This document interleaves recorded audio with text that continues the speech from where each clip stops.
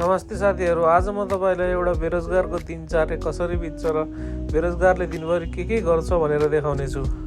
अब बिहानै उठियो, झ्याउ मानी उठ्न त उठियो, अब दिनभरि के गर्ने भन्ने टुङ्गो छैन। त्यसपछि फ्रेस भएर गम भात बजाइयो 2 थाल। भात खाइसकेपछि आजको लागि रेडी भयो, जुत्ता लगाएर टक्क।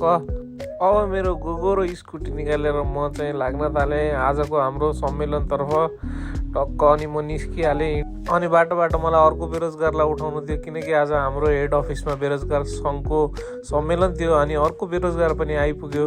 अनि अब यहाँबाट यो बेरोजगारले स्कुटी चलाउनेछ र म पछाडि बस्नेछु। अनि हामी अब गन्तव्यतर्फ लागिसक्यौँ। मलाई स्कुटीमा होल्डर फिट गर्नु थियो। भोलिदेखि भ्लगिङ प्लस याङ्गु पठाउ इन्ड्राइभ केही त गर्नु पर्यो, सधैँ बेरोजगार भएर भएन भनेर।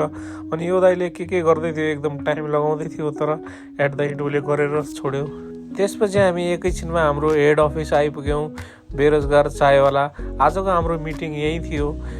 यसपछि हामीले स्कुटी पार्क गरेर 2वटा चाय अर्डर गऱ्यौँ। पिउँदै थियौँ, यतिकैमा अर्को बेरोजगार आइपुग्नु भयो। उहाँले मलाई नपात्ने औषधि ल्याइदिनु भएको थियो। त्यसपछि अनि दाइलाई फेरि हामीले ग्रिन टी अर्डर गऱ्यौँ र टक्क तिनैजनाले हामीले ग्रिन टी खाइसकेपछि त्यसपछि हामी आफ्नो गन्तव्यतर्फ लाग्यौँ तिनैजना। एउटै स्कुटीमा ट्राफिक दाइ, आइ एम भेरी सरी, मलाई माफ गरिदिनु होला, तर तपाईँले हामीलाई भेट्न सक्नु भएन। यसपछि एउटा बेरोजगारलाई छोडेर हामी 2जना बेरोजगार चाहिँ रोजगारीको तर्फ जब सेन्टरतर्फ लाग्यौँ। यतिकैमा हामी फेरि जाममा फस्यौँ। यहाँ लामो जाम थियो एकदमै। अनि जाममा फसेपछि कुर्दा थाकेर अनि हामी गीत गाउँदै बसिरहेको थियौँ।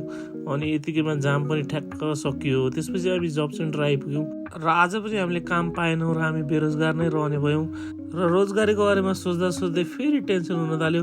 धेरै टेन्सन भएपछि दाइलाई मैले फेरि सोधेँ, दाइ अब के गर्ने त? दाइले भन्नुभयो फेरि गएर 1 कप चिया खाइदिउँ।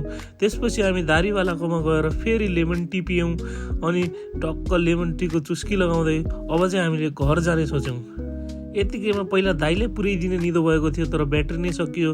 त्यसपछि मैले ब्याट्री हालेर ओम नमः शिवाय ब्याट्री दिनुहोस् प्लिज भगवान् भनेपछि मलाई ब्याट्री दियो फेरि अर्को।